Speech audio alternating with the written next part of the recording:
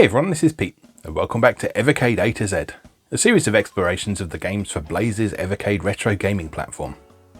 Today's game is Tower of Doom from the Intellivision Collection 2 cartridge. This was originally a 1987 release for the Intellivision, with development begun by Dan Bass and completed by Real Time Associates.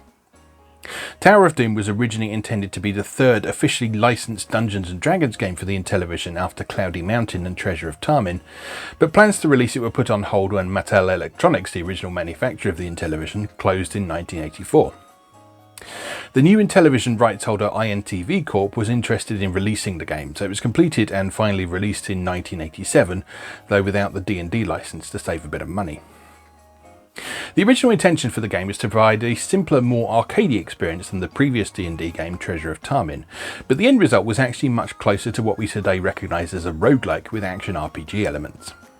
So, let's go play Tower of Doom.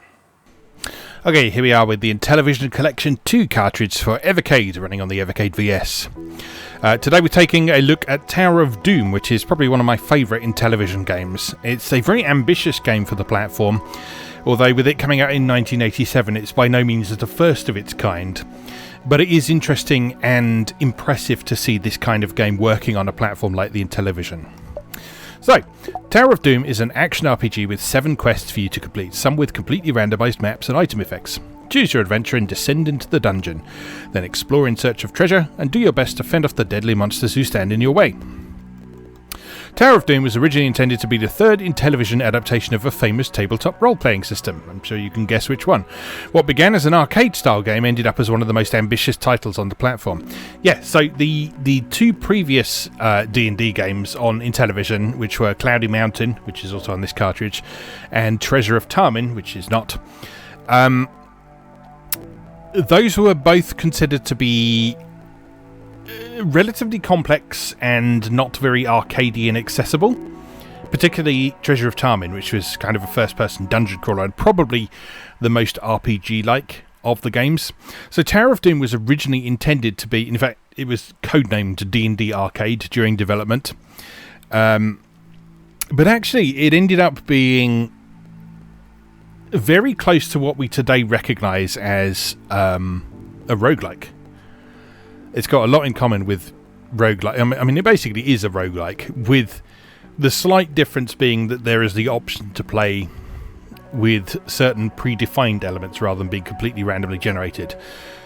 But if you want to play it as a roguelike that is completely randomly generated, including item effects, then you can do. Don't forget that bribery is always an option when dealing with monsters. I don't tend to bother with that, but it is possible. Anyway, let's play.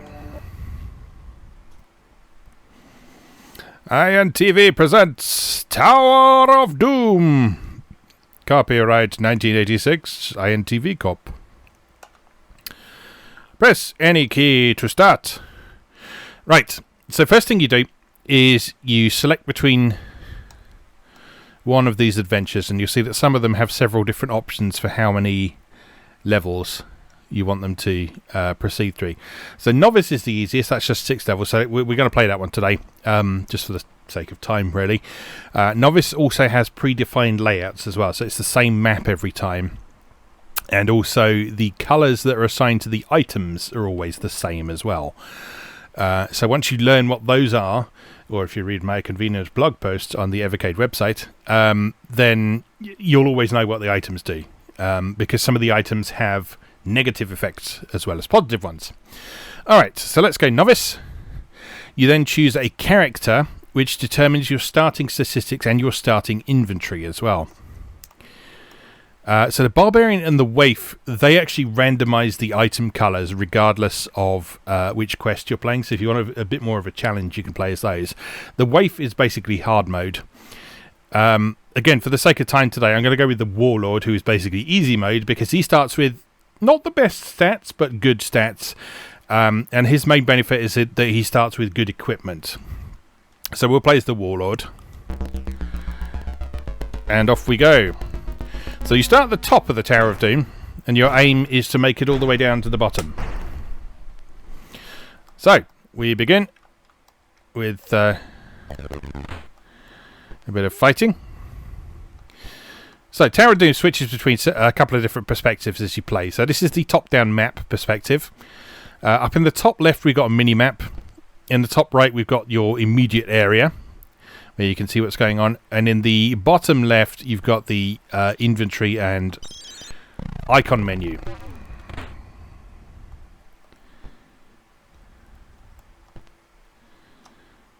So using all those various elements, you can interact with the game. That pile of stuff there, that's a trap. So those have various different effects. So you generally want to try and avoid them. Can't remember what that one does. But the really annoying ones are the confuse and the paralyze traps. So you want to stay out of the way of those as much as possible. So your aim in Tower of Doom is not only to escape the tower, but also to try and score as many points as possible. So as you play, you have a treasure score. And your treasure score goes up in a couple of different ways. Firstly, it goes up by you caching treasures from your inventory. You might be able to see just here where I'm pointing the hand cursor. This is a gem, which is a treasure. If you cache a treasure from your inventory, then you will immediately get points and experience from it. However, if you hold on to a treasure rather than caching it and proceed on to the next level, you will get treasure score for holding on to that treasure. So if your inventory isn't full... oh no, I'm confused. Oh, I hate the confused trap. If your inventory isn't full, it's worth... Sorry, distracted by combat there. It's worth trying to hold on to treasure because you'll get extra points for actually taking a treasure from one level to the next. You can cash it in at any time, and that's worth doing for experience and stuff. And also you'll want to drop things like the boot, because the boot is completely useless. So let's just go here and say drop.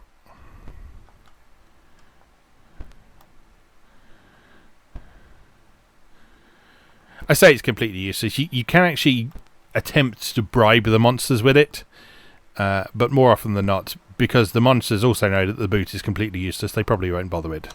That there is the paralyzed trap, which I think we might have to walk through. Well, we don't have to, but the alternative is going back through the confused trap, and I don't really want to do that. So it just stuns you for a few seconds. While there's no monsters around, it's not really a threat to us.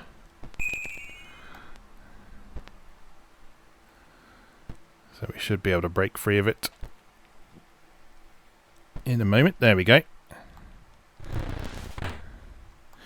Right, we've got a ring there. In order for that to have an effect, we have to use it. So we move the hand cursor down onto the ring and press the button. Magic protects you. I'm going to sneeze. Excuse me. Yeah. Right. If at any point you want to check your stats and stuff, you go to this question mark icon here and repeatedly press to see your different stats. Life Force 147, that's basically your hunger. Experience 5080, treasure 0 so far. All order level 4, and we're on level 1 of the dungeon.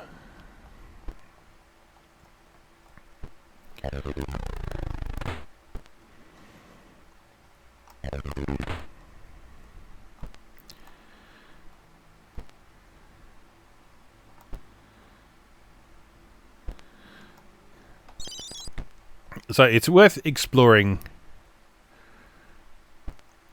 each level of the dungeon thoroughly rather than just making a beeline straight to the exit, because you can find treasures along the way. They don't necessarily appear on the map until you actually see them, as in you're in line of sight of them. So let's say teleport trap. This takes us back over here. Let's just run through that. There's a magic scroll of some description. We've been there before.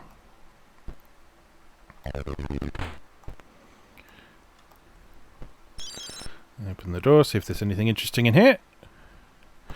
No, there's not.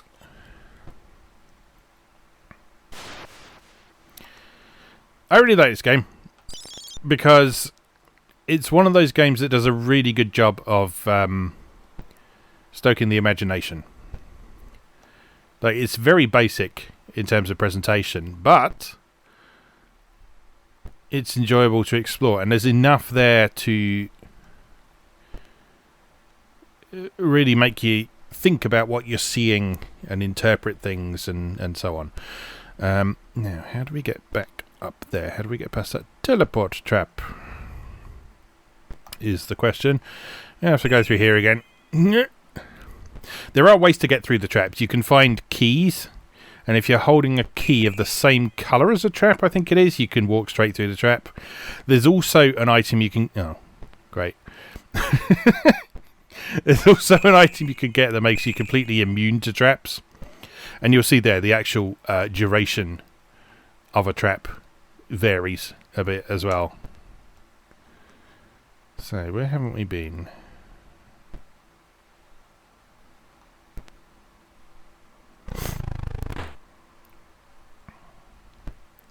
Been around there. We've been down here, haven't we? Yes. We've been down here. Nothing there. Been over there.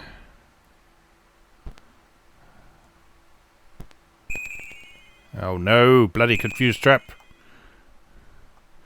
Stupid.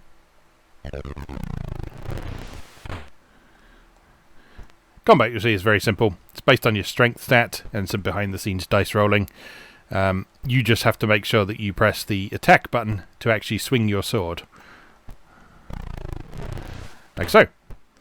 If you want to bribe a monster, what you basically do is you pick an item from your inventory and drop it on the floor, and if the monster likes it, they take it. And your success rate on that is determined by your diplomacy stat. Life force is low. So, we eat some chicken. Life force maximum. Chicken. Where the hell do we go then?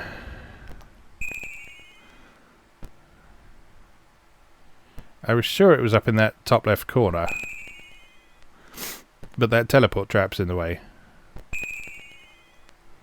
Which is jolly annoying.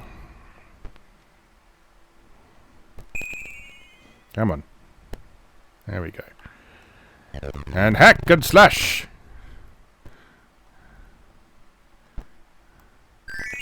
No, that just takes us there.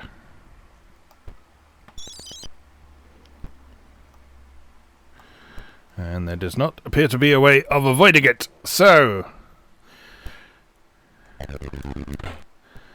evidently we need to think of something else.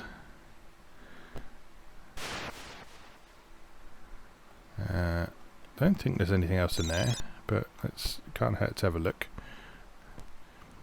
Let's fill in the map where there's holes.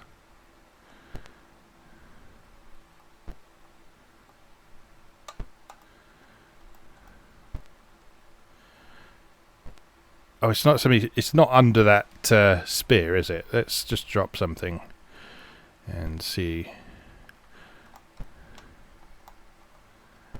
Nope. Okay. Oh no. I'm confused. Mildred, it's happened again.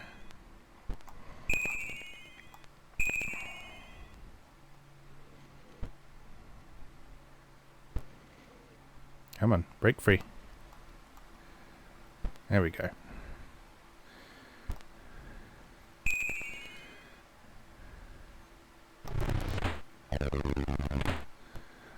Do we just keep attempting to get through the teleport trap until it sends us somewhere where we actually want to be? There's the question.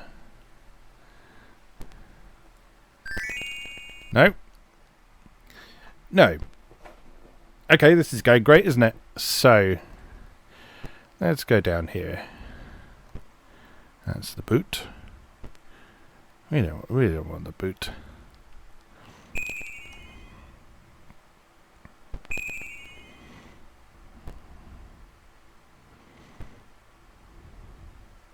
Come on. Come on.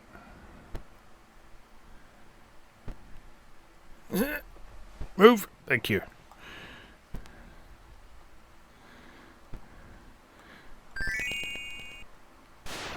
Let me through, damn it!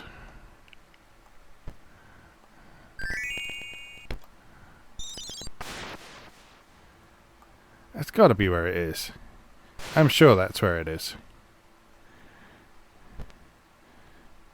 But I just can't get through.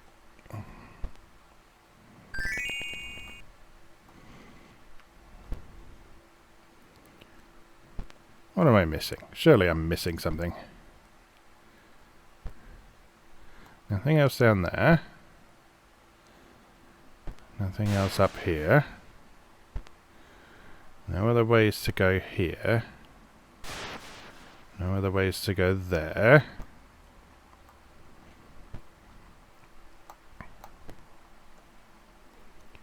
It's just supposed to be a fixed layout, but I don't remember it being this difficult. So you know what? I'm going to quit and start again and just see if that is the same each time. So, right. Novice. Warlord. Start.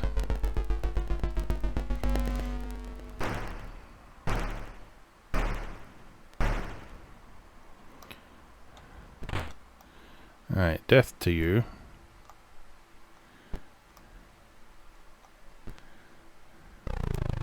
Death to you.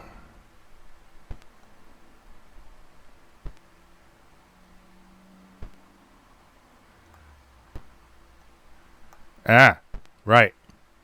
That trap is not always in the same place. So we got a bad run there.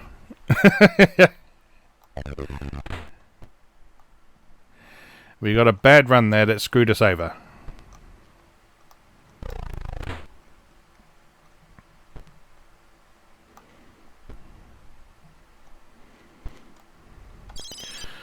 So there you go. Even in the fixed maps...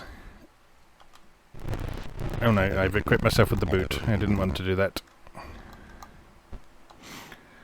Even in the fixed maps, there is a randomized element. No, drop it. I don't want you to. There we go.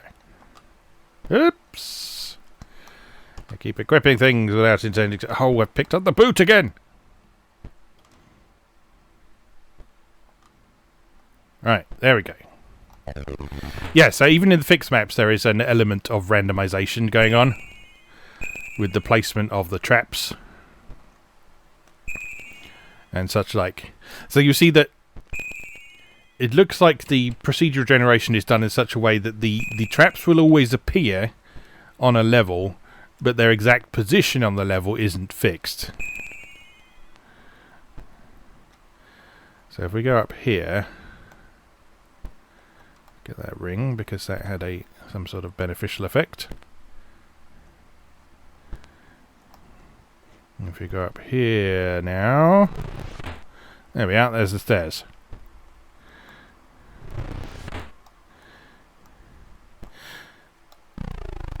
Okay, so to show what I mean with the treasure score, if we look at our treasure score now, it is 0. But I've got a gem in my inventory. If I proceed to the next level...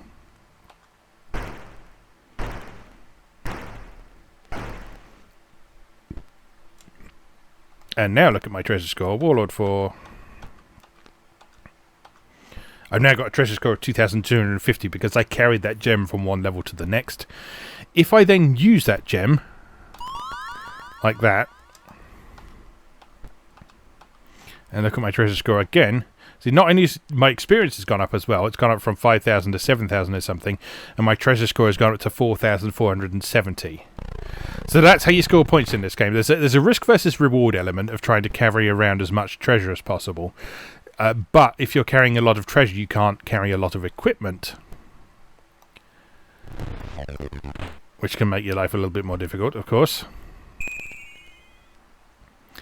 But if you want the most points... You want to try and carry treasure from one floor to another.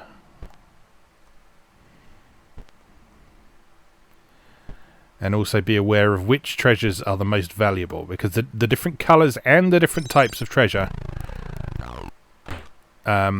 represent different amounts of points that you'll get.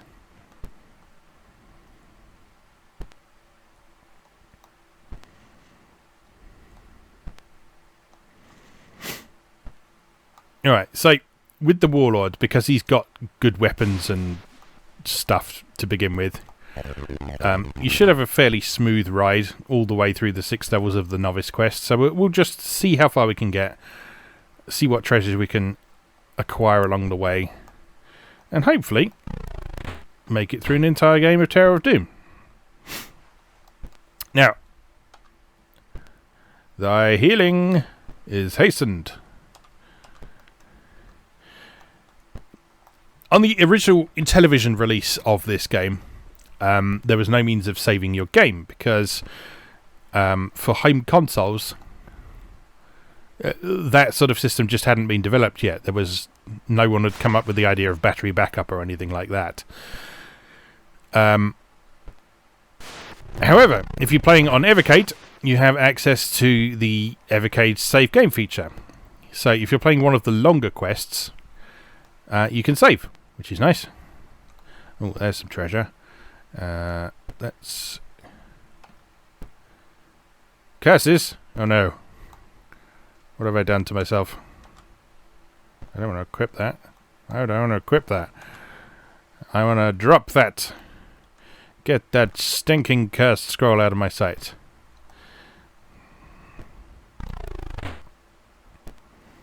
So I assume that's had some negative effect on my stats.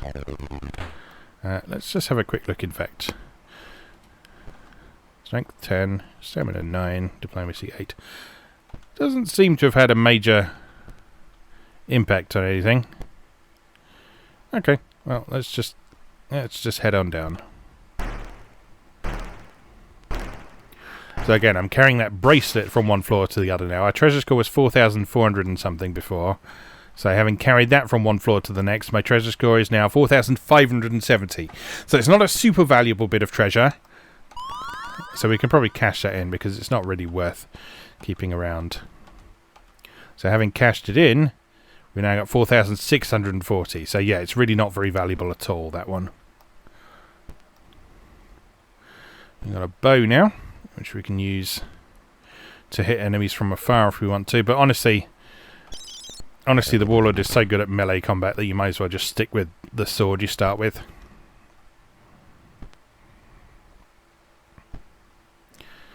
Right, we got another bracelet there. Let's hold on to that and see if it's worth anything with proceeding to the next level. Ooh, a crown. It's a dirty brown crown. So it's not an amazing quality crown, but it's a crown nonetheless. And those are quite valuable, I believe, generally.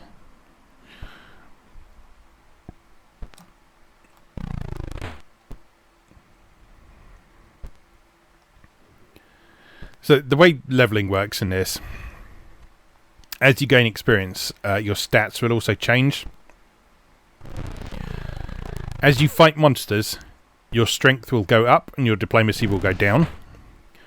And likewise, if you bribe monsters, your diplomacy will go up and your strength will go down. So you can sort of tailor your character according to your playstyle to a certain extent. There is one character who is specifically designed to play the game in a sort of diplomacy style, which is the merchant. I haven't actually tried making it through with them as yet, but I imagine you have to play quite differently because their starting stats are very low. But obviously you're limited in how much bribery you can do by how much stuff you find around the dungeon. So there's these stairs. Don't know what kind of trap that is, but I'm not going to step in it and find out. Oh, skeleton! Death to you all.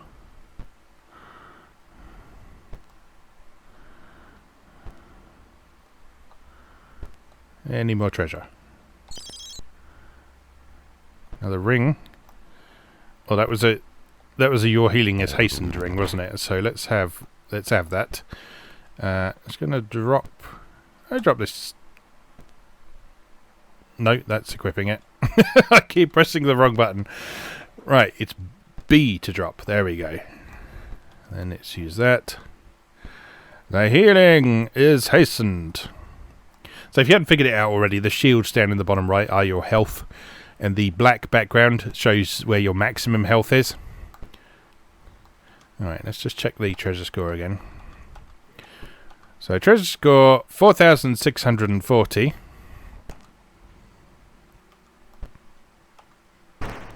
Having taken the crown and the bracelet with us,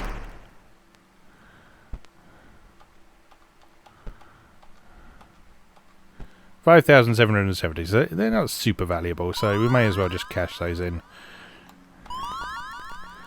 So after that, our treasure score is 6,900.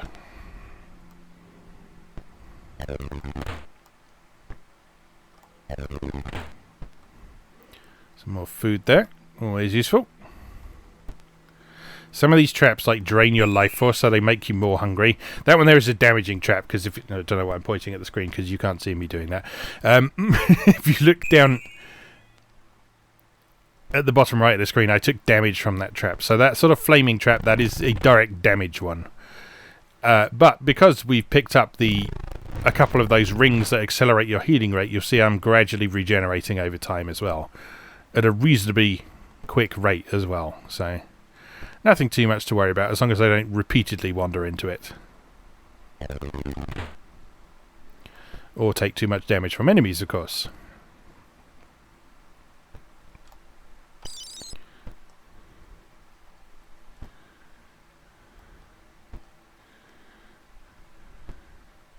Yeah, like I say, I really like this game because it's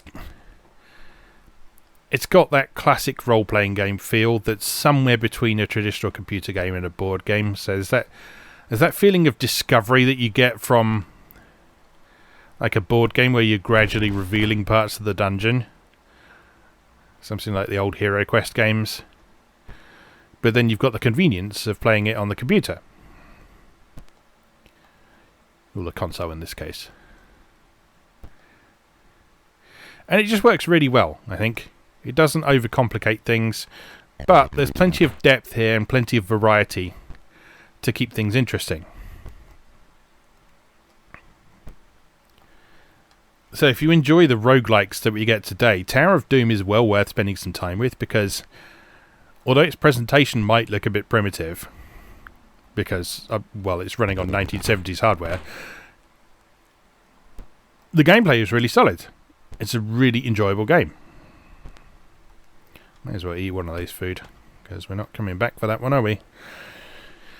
Right, where's the exit? Not that way. Oh, teleport trap. Why'd you do this? There's another teleport trap. This is not acceptable. Oh, it has taken us to somewhere new though. So that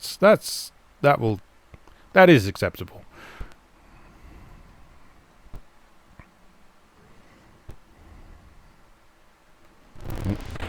Potion and the stairs.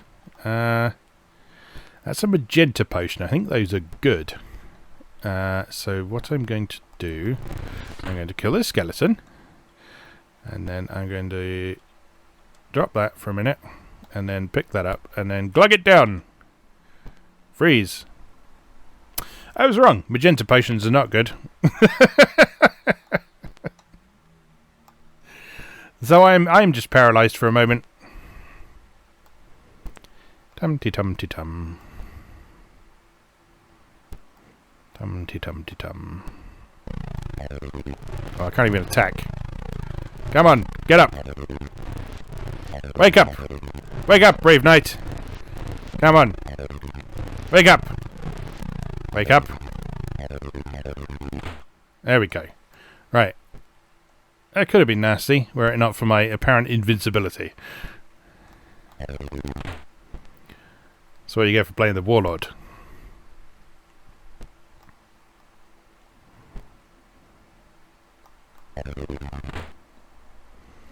And the Novice quest, obviously. We are playing the absolute easiest possible combination of variables for this game, but it will hopefully gives you an idea of how this game works, and it's on its most basic level at least.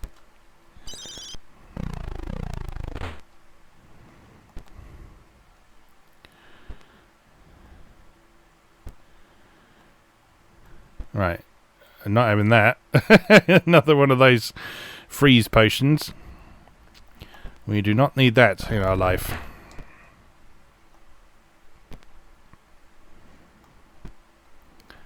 That little triangle there, I believe that's supposed to be like a pile of coins or something. So let's nab one of those. I don't need to carry around all these weapons with us, so let's just drop some of these.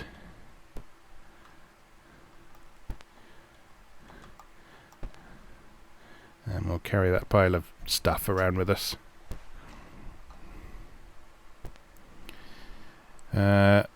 Which way? This way? No.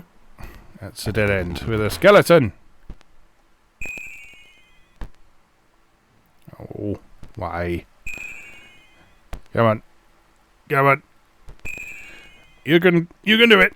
I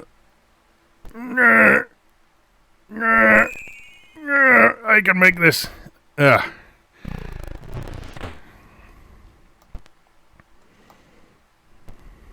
No, no, no. No magenta potion. That there is not a ghost. That is a cloak. Can't remember if this is good or bad, but let's find out. That helped. Good. Don't know how, but it helped. I will take your word for it, Tower of Doom. What's in here, boys and girls? Absolutely nothing. What about this way?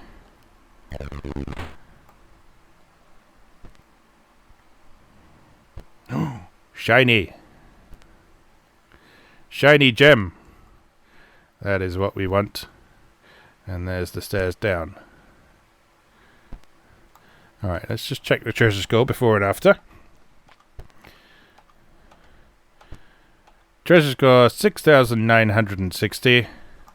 And after...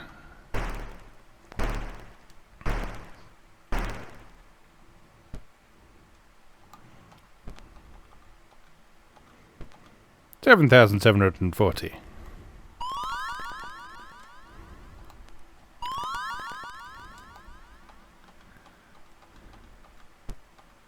$8,460. Very nice. This is the last level, I think. So if we finish this level, then we have finished the game. Or rather, we finished the novice quest. And in fact, there is the exit. So let's just hunt around and see if there's any treasure worth having. Just to maximize our final score.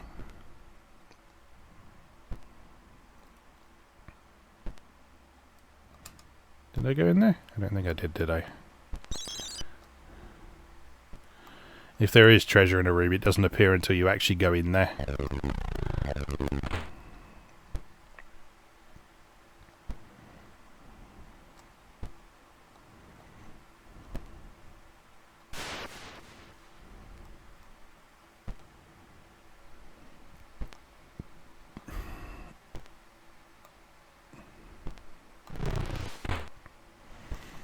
Seems to be all traps and monsters.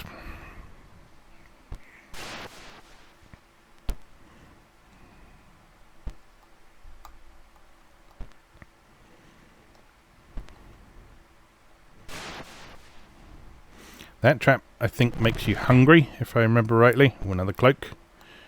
Let's just drop that for a sec. Pick that up. Magic protects you. Ooh, an enemy we haven't seen before. He took 2 hits.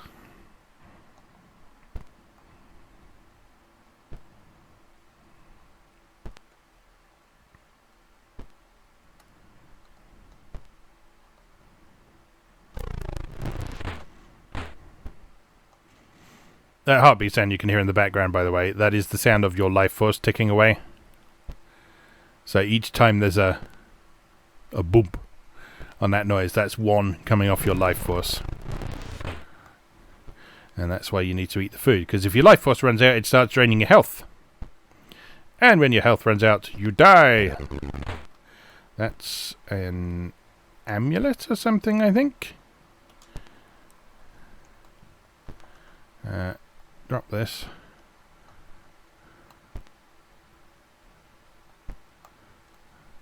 Drop. Thank you. Yes, should have probably held on to that, but never mind. Actually, I suppose it doesn't matter in the last level.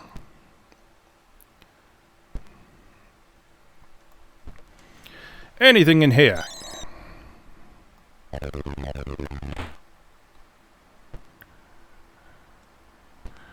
Negative, sir.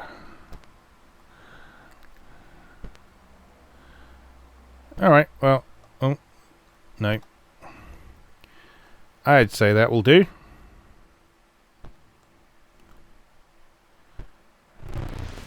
Oh, hello.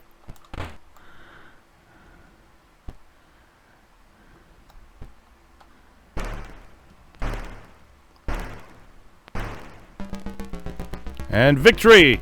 We have escaped the Tower of Doom.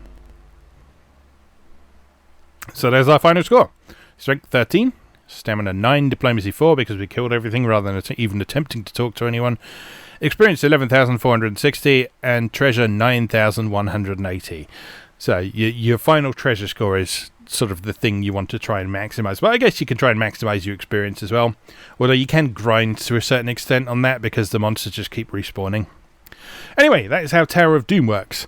And if you play all the different quests with the various different combinations of devils, there is a lot of adventuring to be had there. So, yeah, don't be put off by the primitive visuals and the sort of slightly clunky interface. Once you get used to it, it's very straightforward to play and a lot of fun. It's a game I really like. It's one I keep coming back to quite often. And with the Evercade save states, that puts the all the sort of longer quests well within reach as well. So, yeah, enjoy that. For now, though, let's leave that there. As always, thank you very much for watching, and I'll see you again next time.